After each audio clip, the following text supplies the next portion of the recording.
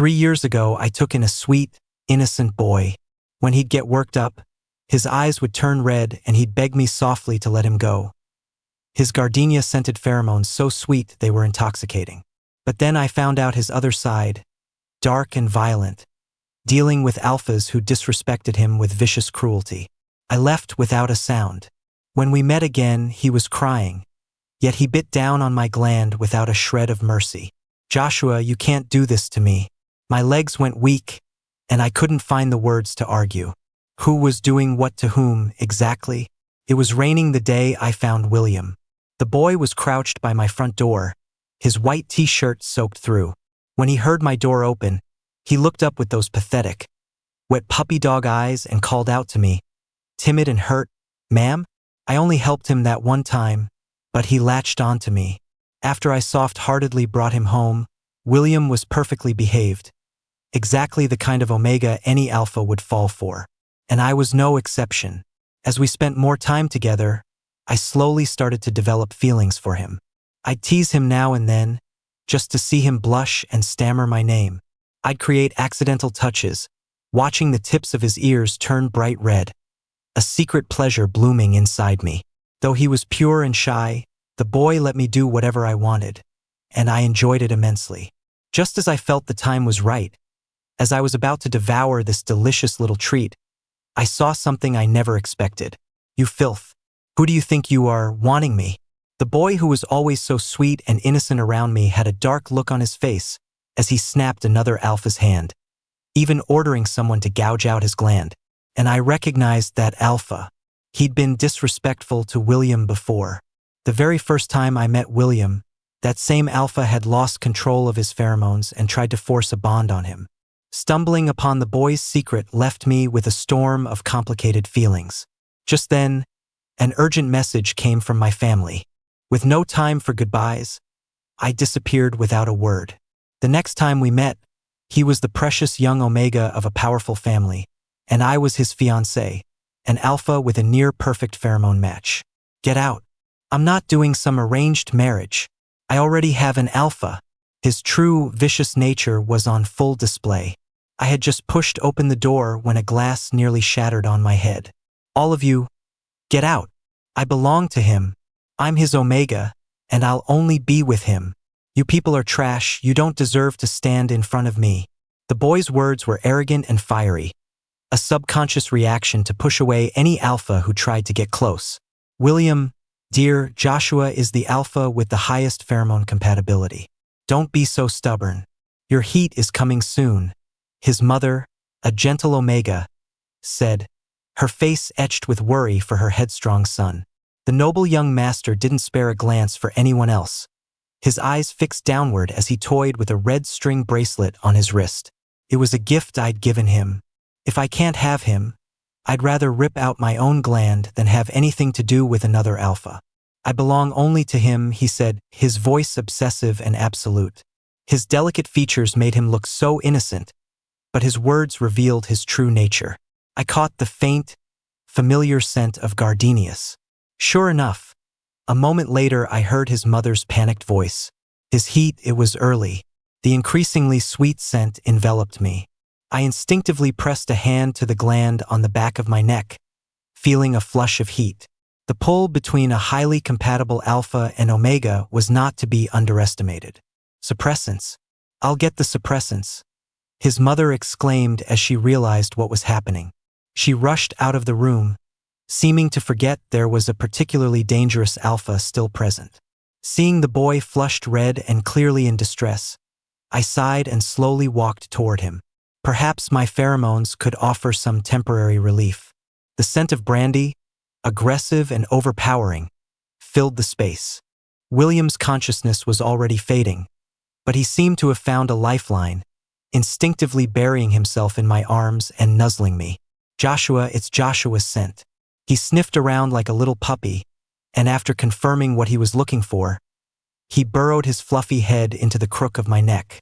His hot breath ghosted across my skin, and my own temperature spiked.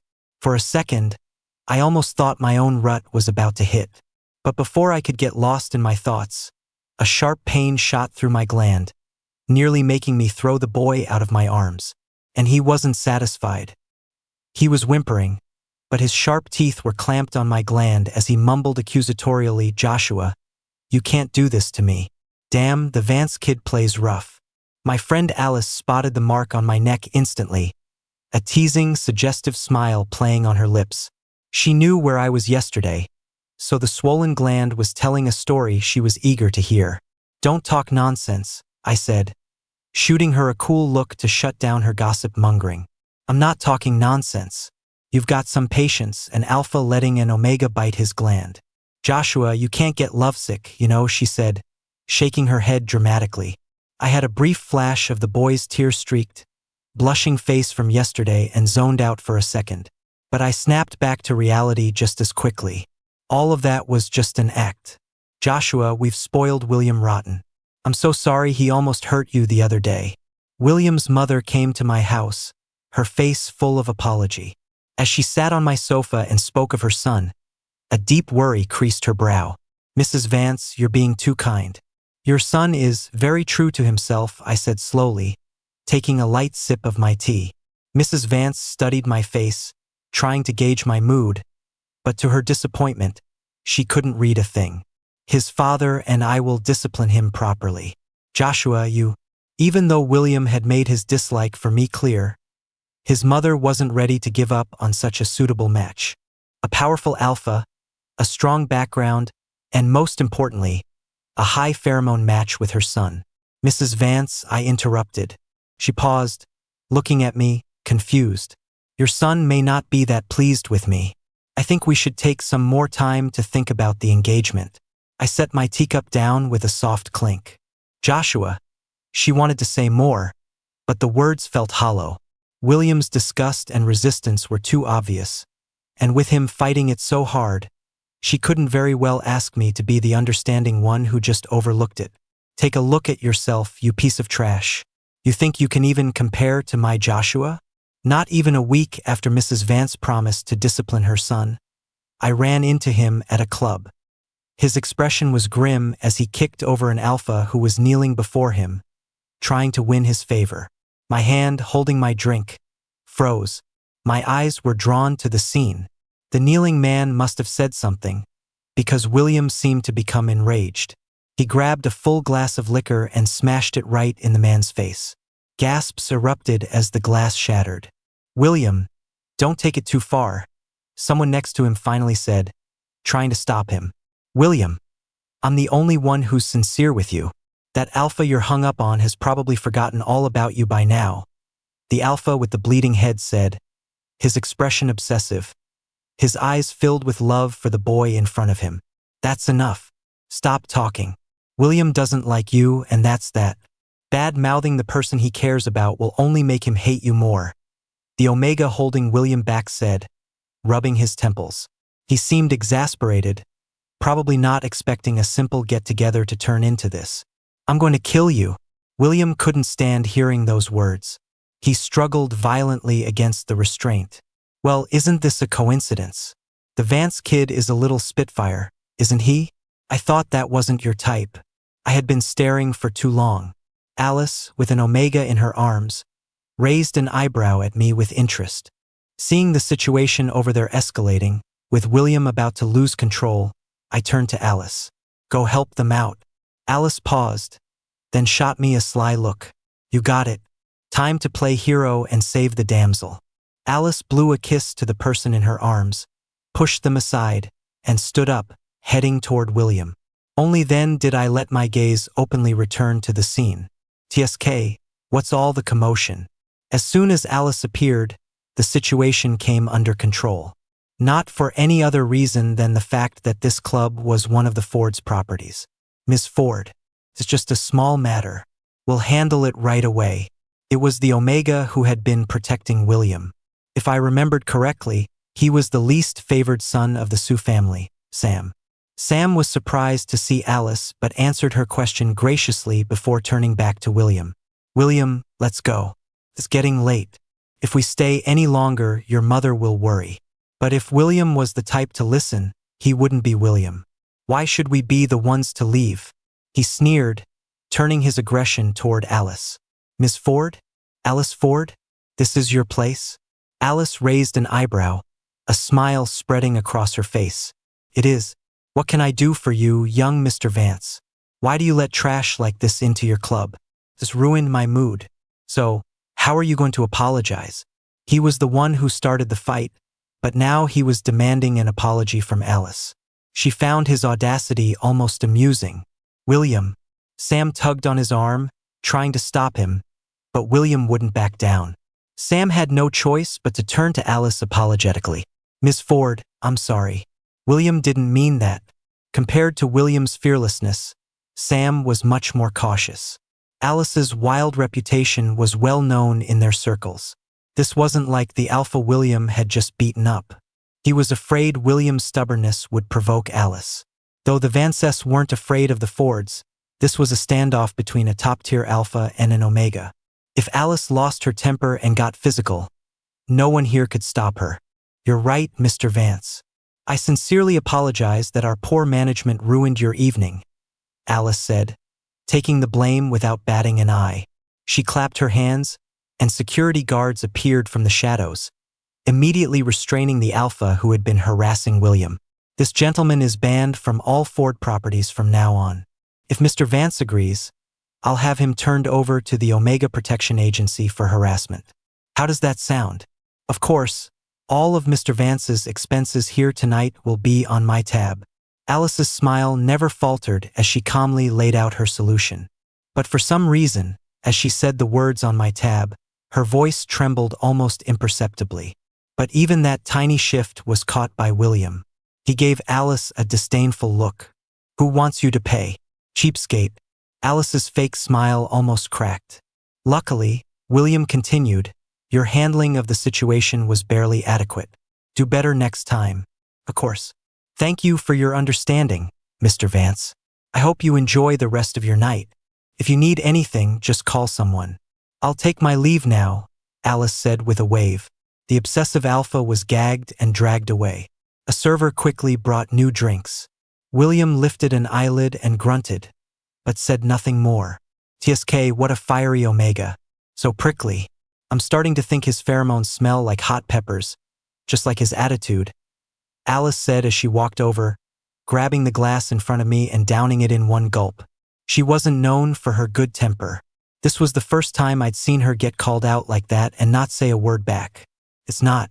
My sudden comment made Alice freeze. She reflexively asked, what's not? His pheromones. They don't smell like peppers, I replied calmly. Alice nearly spit out her drink. She gave me a strange look. Then what do they smell like? I shook my head and didn't answer. Completely opposite to his brash and intense personality, his pheromones were cloying and sweet. Every time he was aroused, they would cling to me, wrapping around my entire body before concentrating on my gland, teasing and tempting, enough to drive anyone wild. Stop, stop, stop thinking about it. I'm about to choke on your pheromones. Alice's voice snapped me out of my reverie. I paused and touched the back of my neck. It was hot. It had been too long since I'd had any pheromonal contact to soothe me. After William's uncontrolled bite, my gland had become sensitized. Just thinking about it was enough to make it start acting up. I've never been a fan of casual temporary marks, so I always got through my ruts with medication and willpower. They say it's better to let things flow than to dam them up. The more you suppress, the more explosive the eventual release. But my self-control had always been excellent. I rarely lost it. The only exception was William. Alpha pheromones are naturally repulsive to one another. The higher the tier, the stronger the reaction. Alice was already struggling with just a hint of mine. The club was crowded. Staying any longer would only cause a scene. I'm heading out. Let's catch up later. I quickly stood up to leave. Alice, her face pale, clutched her nose and nodded frantically. Be safe on your way home. Text me if you need anything. Or maybe I should get a beta to drive you, Alice said, still a bit worried. Even though I rarely lost control in public, she was always cautious and thorough. No need. It's just a little flare-up. My rut isn't due for a while. I declined her offer and Alice didn't press. But just as I walked away, I heard a familiar voice cry out, "It's his pheromones." My steps faltered for a second, but I didn't stop. This isn't a long-term solution, you know. When your next rut hits, this stuff might not be enough to hold it back. The cold liquid flowed from the syringe into my gland. The purifier in the room had been running non-stop, but it could barely thin out the aggressive, potent scent of brandy. I fought to control my ragged breathing, relying on the fact that he was a beta and couldn't smell the overwhelming pheromones in the air. I managed a calm, composed tone. "You said that last time, too." The doctor was speechless for a moment, then shot me a glare. "You little punk. You think you're any better off now? I may not be able to smell pheromones, but do you think this instrument in my hand is just for show? The concentration of brandy in this room is enough to get someone drunk. You're so damn stubborn. What are you trying to prove?" He huffed, proudly waving the small device in his hand. The bright red numbers on it left me speechless. I could only offer a sheepish smile. My mistake. I didn't think he'd have a backup plan. These levels are dangerous. Take your uncle's advice. It's time to find a nice little omega to take home. It's not good for an alpha to hold back for too long, especially one at your level. You don't want to get to a point where they can't handle you. He rambled on as he packed up his things. He wasn't just my family doctor, he was an old friend of my parents, practically an uncle to me. But as soon as he said little omega, the first person who popped into my head was William, along with his sweet pheromones. I felt the heat the shot had just suppressed begin to rise again, and I quickly cut him off. "Dr. Quinn, I'm not that kind of alpha. I've always believed that if I ever chose to mark an omega, it would be someone I loved, my one and only partner for life." In the beginning, I did feel that way about William. But after discovering he was putting on an act, that it was all a lie, I didn't even have time to be angry before our sudden separation washed away the complications between us. Compared to an omega I wasn't even in a confirmed relationship with, a message from my family was far more important, especially when that omega was a skilled liar. I didn't think there was anything wrong with leaving without a word. I just never expected we'd meet again under these circumstances. After so many years, even the most intense feelings would fade, and we were nowhere near that point. So seeing William again, seeing his obsessive behavior, left me feeling conflicted. "What are you thinking about?" My mouth is dry from talking. "Did you hear a word I said?" Dr. Quinn waved a hand in front of my face, pulling me from my thoughts. What did you say?" As the heat in my body subsided, my mind gradually cleared. I said, "Of course you don't have to be casual. Don't you already have an omega fiancé? It's about time you two started spending time together, building a connection," Dr. Quinn repeated, annoyed. "We'll have to see. Maybe he's not that happy with me either," I said with a smile, deliberately hiding the truth about my history with William. "I really don't get you kids these days. Some of you are playing the field like crazy, and others are so stubborn they'd rather wreck their bodies," he tooted, looking me up and down as if trying to diagnose some unspoken illness. I sat perfectly still, playing dumb. "Fine, I'll stop teasing you. Your uncle is a busy man. Think about my advice. Suppressants aren't a long-term solution." Not getting the reaction he wanted, Dr. Quinn packed his things, tossed out one last sentence, and left. After he was gone, I immediately slumped over, my body feeling limp and out of control. Even though I'd put on a brave face for him, he was right. This rut not only came early, but it was also fierce and hard to manage. The next one would only be worse. I sat there for a long time without moving, until a familiar ringtone broke the silence. I rubbed my temples and wearily answered the call. It was Alice. "What's up?" I asked, my eyes half closed, not paying attention to what was happening on her end. For a long moment, there was no reply, only a clattering noise that made my already frayed nerves even worse. "What the hell are you doing?" I irritably lifted my eyes to the screen, only to be met by a pair of red, familiar eyes. It was William. "Joshua, I've missed you so much," was the first thing he said. The words I was about to say caught in my throat. I weighed the odds of just hanging up. As if sensing my thoughts, William's voice choked up. "Joshua, please don't leave me again. I've been looking for you. I'll be good. I'll listen to you. Can you?" Can you just give me one more chance? He had no idea how my feelings for him had changed. No anger about my sudden disappearance, just this desperate self-abasement. His eyes were full of pleading, like fragile glass that a single careless word from me could shatter. The silence stretched on, so long that the color drained from William's face, so long that I could faintly hear Alice's furious cursing in the background. Finally, I sighed and responded, "William, it's been a while." It was just one sentence, but he reacted as if he'd been granted a pardon, crying and laughing at the same time. "Yes, Joshua, it's been a while. A really, really long time. What did you do to Alice?" William's joy was short-lived. My question made his expression freeze, tears still clinging to his lashes. "I didn't do anything to her. I just wanted to find you," he said, biting his lip like a guilty child. How could someone so vicious in public manage to act so innocent in front of me? "Joshua, you don't look well. Are you sick? Can I come take care of you?" William asked cautiously, watching my face for any change in expression. "I'm fine. You found me now. Give the phone back to Alice." And Omega had snatched her phone. I didn't need to imagine how pissed Alice was for her. It was a total humiliation. Plus, I could still hear her angry yelling in the background. I didn't know how William had managed it, but his audacity alone was stunning. "Joshua," William's body went stiff. He didn't want to. He softened his voice, calling my name just like he used to, hoping I'd give in. "William." I lowered my voice, my tone sharp and cold. He flinched, then fumbled. "Joshua, don't be mad. I'll give it back to her. I'll give it back right now." He was crying as he spoke. The phone screen wobbled and then returned to Alice's hands. And I saw her dark, furious face. William had really pushed her too far this time. "Well, aren't you impressive, Mr. Vance? Pulling your stunts on me now." Alice's voice was ice. I'd rarely seen her so genuinely enraged. But no matter how wild William was, he was still an Omega. If Alice laid a hand on him, she'd be the one in trouble. Forget the Vances, the Omega Protection Agency was not to be trifled with. They didn't care who started it. Any alpha who harmed an Omega would face their punishment. And they were a legal entity, backed by the law and public opinion.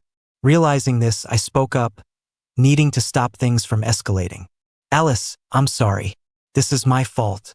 I took the blame." Alice was taken aback for a second, then rolled her eyes. "What's your fault? In my entire life, I've never had someone stick a weapon in my face and steal my damn phone. He wouldn't have done it if it wasn't for me, so I continued to take responsibility. "I'm sorry. It's my fault. You can do whatever you want to me to get even. I won't hold it against you later." No one expected William to suddenly apologize. I was stunned. Even Alice was momentarily speechless, like a balloon that had been pricked. All her anger suddenly fizzled out. "It was my fault. You can hit me if you want." "Joshua, I'm sorry. I shouldn't have treated your friend like that. Please don't be mad. I'll have her give it back. Okay?" Knowing William's usual behavior, he wasn't one to back down easily. How much of his apology to Alice was genuine was debatable. He just felt he had to apologize because he was afraid of making me angry. "Forget it. Forget it. For your sake. I'll just consider it my bad luck." Alice didn't press the issue. Besides restraining her and taking her phone, William's people hadn't actually hurt her. She was just bottling up a lot of frustration, and now that William had apologized, she wasn't petty enough to hold a grudge. An alpha like her, no matter how much of a rogue she was, would never actually hit an Omega. Her threatening display was as much about scaring William as it was about her genuine anger. She didn't expect William to be so flexible. Alice smacked her lips and finally turned her attention back to me. "You look terrible. Your rut came early?" she asked bluntly, not caring that an Omega was right there. "Yeah," I answered quietly, noticing William behind her, straining to hear every word. "Is it bad this time? You seem different from usual." She was observant enough to notice that much. "It's manageable," I said, my gaze flicking to William, feeling a bit uncomfortable. "Seriously, girl, why do you make yourself suffer like this? I've never seen an alpha like you." What's so bad about a temporary mark for mutual benefit? By the way, didn't you say you met a really sweet little Omega a while back? If things get bad, why don't you find him? I'm worried you're gonna bottle this up until something breaks. She was completely shameless, totally ignoring the fact that William and I were engaged and just casually talking about marking. Let's not talk about this. I'm a little tired. I was genuinely tired, but I also really didn't want Alice to keep talking. All right then, get some rest. She decisively ended the call, seemingly ignoring William's desperate, unspoken plea. I had to smile at her childish move. A week passed in a blur. During that time, William somehow managed to sweet-talk Alice into giving him my number. He checked in with me every day like clockwork, asking about my health and subtly suggesting he could come take care of me. A spoiled young master who's never lifted a finger in his life. How could he take care of anyone? It was all just an excuse to see me. I've never met a more annoying Omega. I'd rather deal with a hothead, Alice complained, slumping onto my sofa. I handed her a glass of water, which she downed in one go before collapsing dramatically. I nudged her with my foot. You look like you're dying. Someone might think I drugged you. You have no idea. He's so manipulative. He threatened me with Sam. Can you believe it? Like I'm that kind of person. She ranted, detailing all of William's recent antics. Sam was the Omega who had been protecting William at the club, the disfavored son of the Sue family. After just a few brief conversations, Alice had taken an interest in him and had been pursuing him relentlessly. She'd made a huge show of it, cutting off all her other flings. Everyone thought she was finally ready to settle down, but Sam remained coolly indifferent to her. That's when William jumped in. He'd trade Sam's contact info for mine. Alice kept insisting she was standing firm, but with every notification from my phone, I could see her guilt growing. All right, stop the act. You're not mad, are you? Alice coughed, testing the waters. You weren't mad last time, so why would I be? Now that he knew I was friends with Alice, he was never going to give up trying to find a way to contact me. It's ancient history. You never told me he was the sweet little Omega you were talking about. At the club that day, he kept going on about her pheromones and wouldn't stop asking me where she was, demanding to know where I got the scent from. I thought he'd lost his mind. Alice let out a breath of relief. It was a coincidence. I only found out when I went to the Vance house that day. When I found him, he was so pitiful, like a homeless puppy. Who would have guessed he was the Vance's spoiled little prince? He's a pretty good actor. Then, in just a few meetings, she'd already seen William's multiple personalities. I offered no comment. A moment later, the visitor alert chimed. I pulled up the screen to see two Omega boys standing at my door, looking nervous. William and Sam. Did you call them? I turned to the person sprawled on my sofa. She threw up her hands. I'm innocent. My dear Sam is here to see me. The other one, I have no idea. I was speechless. I opened the door and let them in. Miss Sterling, sorry to intrude, Sam said politely. I nodded back at him. The moment Alice saw Sam, she shot up and scurried over to him. The two of them huddled in a corner, whispering. Meanwhile, William stood awkwardly in place, looking pitiably anxious. What are you standing over there for? Come sit, I sighed, pouring him a glass of water too. Joshua, you're so nice, the boy said, a sweet smile lighting up his face. He obediently came and sat down, taking small sips from the glass. Hey, Joshua, Sam and I have to go. In that short time, Alice had already managed to take his hand. Before I could say anything, she had pulled him out the door. Now it was just me and William in the room. The silence was heavy. For a moment, neither of us spoke. Finally, I couldn't stand it anymore. You, Joshua. We both started at the same time and froze. I fell silent again, but he spoke. Do you hate me now? Did I do something wrong? Why do you look at me like I'm a stranger? Why don't you even want to see me? Am I really that repulsive to you? You used to dote on me.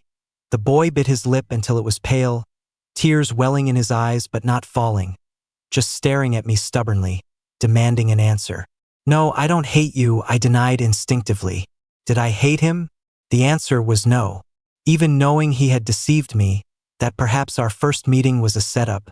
I had never once hated him.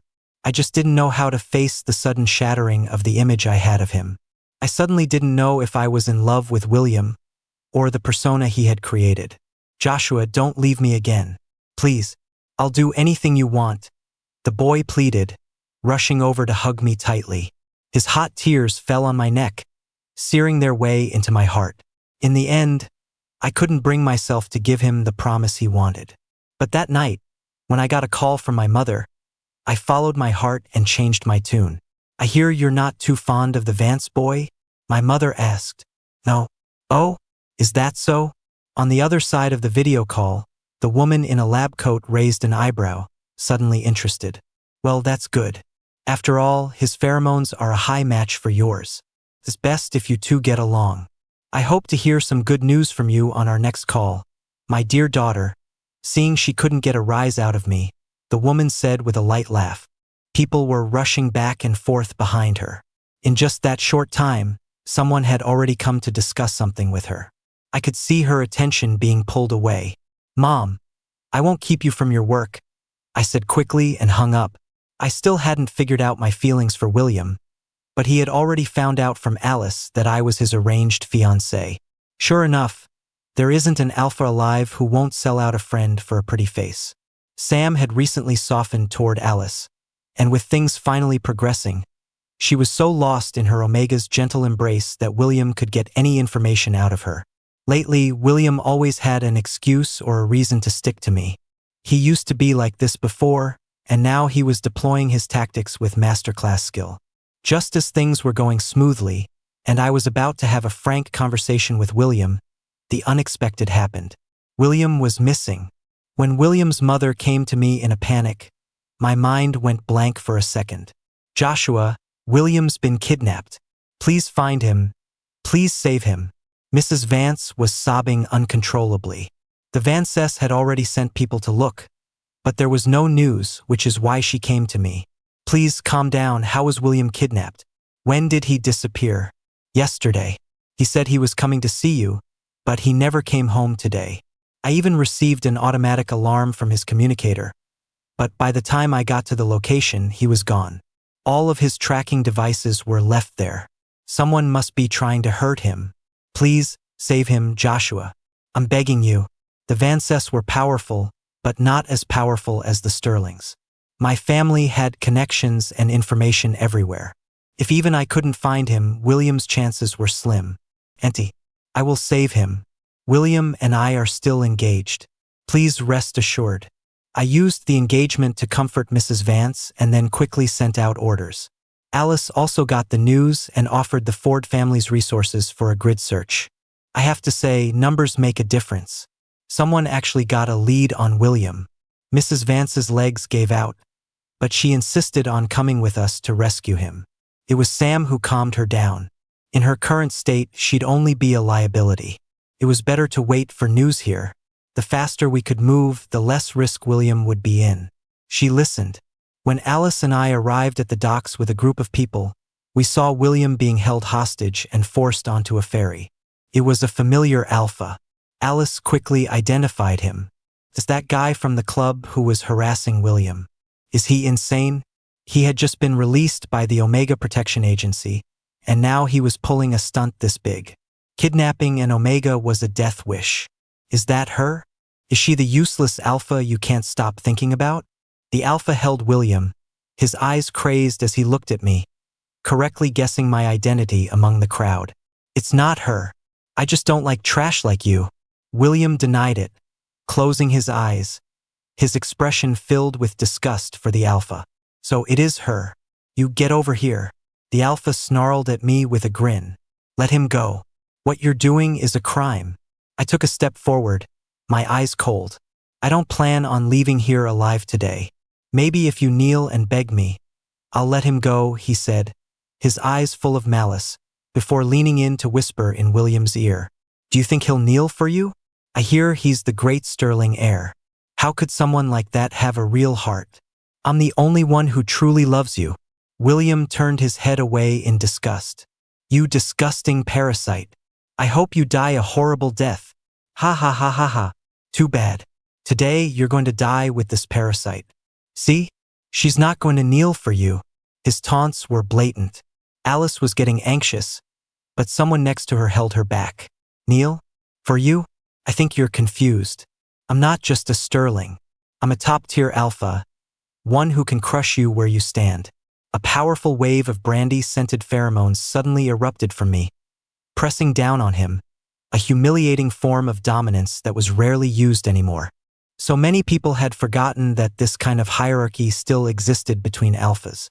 The alpha's face went white, sweat beading on his forehead.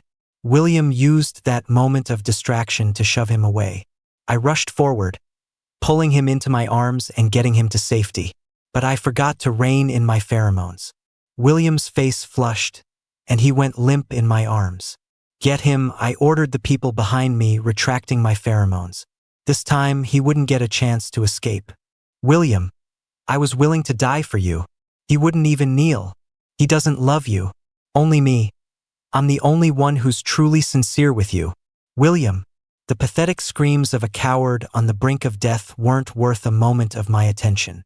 William, too, seemed not to have heard a thing, acting incredibly docile. Alice, being a lower-tier alpha, was also affected. She didn't look well. Seeing that William was safe, she quickly said her goodbyes, not wanting to stay in the same airspace as me. This was the first time I'd ever used my pheromones like that.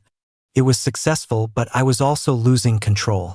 Even now, trying to consciously suppress them, some were still leaking out. Amid Mrs. Vance's endless thanks, I took William home, but he clutched the hem of my shirt. Joshua, I'm scared. Don't go, he said, looking up at me pitifully. Be good. I'll come see you tomorrow. I felt something was very wrong with me. I needed to go home and have Dr. Quinn check on me. Ignoring William's pleas, I rushed home, locked myself in my room, and managed to turn on the purifier before collapsing onto the sofa. I don't know how much time passed. In a daze, I thought I heard someone talking. This isn't working. The drugs are useless. The little punk is trying to kill herself. What do we do? She's still burning up. Find an omega. But in her condition, if she marks someone, she won't have any restraint. She could really kill them. And if she wakes up, she'll lose her mind. We can't just watch her like this and do nothing. I'll go find someone, then silence again. My brain was working slowly. I couldn't quite grasp what was happening. Not until the familiar, sweet scent of gardenia pheromones surrounded me, teasing and testing my burning gland. I let out a sigh of relief. The boy's voice whispered in my ear, laced with temptation. Mark me, Joshua. Just like I long for you, mark me fiercely, completely. We're fiancés after all. You have the right to possess me completely. It's your right. It's my right, I murmured, echoing his words. As I leaned down to find his gland, to bite down, I was suddenly jolted into clarity. My voice was hoarse, my tone complex as I asked, Do you know what you're doing? I know. I've always been willing, Joshua. The gardenia scent grew stronger. He pressed my head down toward his gland. The temptation, so close, made me lose all reason. I bit down hard on the delicious treat before me. NJH. William let out an involuntary grunt from the sharp pain in his gland, and then his eyes widened, a flash of obsession crossing them. The marking lasted for a long time. It wasn't until 3 days later that I was fully lucid again. I surveyed the wreckage of the room and the boy on the bed, covered in marks, and let out a soft TSK. Joshua. The boy was lying on his stomach, his eyes sparkling as he looked at me. He looked exhausted, but his spirit was euphoric. Yeah, I replied after a moment's pause. He smiled even more brightly. This is great. I didn't understand what was so great, but I knew he needed rest. You should sleep more. We can talk about everything else later. I'm not sleepy. Whatever you want to talk about, I'm ready. He propped himself up.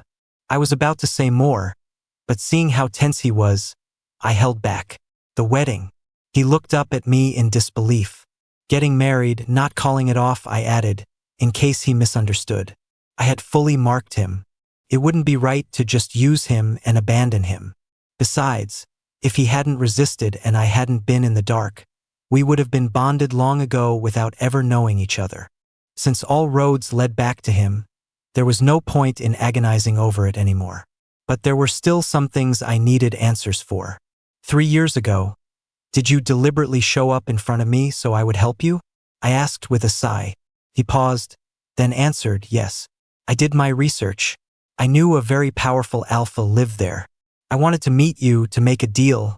William knew he couldn't lie now, he had to be honest. He answered without holding anything back. A deal? I asked, confused. Because I overheard my family talking about arranging a marriage for me, so I thought he had wanted to find someone to bring home as a shield to escape being paired with a stranger. He hated the idea of a marriage based on pheromone compatibility rates. His alpha had to be someone he loved. If I had known it was you, I never would have done that. I would have waited for you obediently. We would have definitely fallen in love. He explained that he had only been looking for a tool, but he hadn't expected to fall in love at first sight. That made him resist his family's choice even more. But just when things were finally going well, I had suddenly disappeared without a word. He had searched everywhere for information about me, but all he knew was that the night before I left, I had accidentally seen him disciplining someone. So he assumed I left because he had scared me, and he didn't even dare to ask why when we met again. Joshua, I love you so much, he said, coming over to hug me, whispering it over and over in my ear. Yeah, I know. The deception was real, but at least there was no doubting the intensity of his love. Clearing the air brought our hearts closer, but I didn't notice the triumphant curve of William's lips. It was only years later that I learned he hadn't been lying that day, but he had hidden the fact that he'd recognized me from the very first day of our reunion. And every step he took after that was part of a meticulously crafted plan to make me love him, whether it was the obedient, sweet boy or the dark, violent one. Because every side was the real him, and it was all part of the reunion he had so painstakingly designed.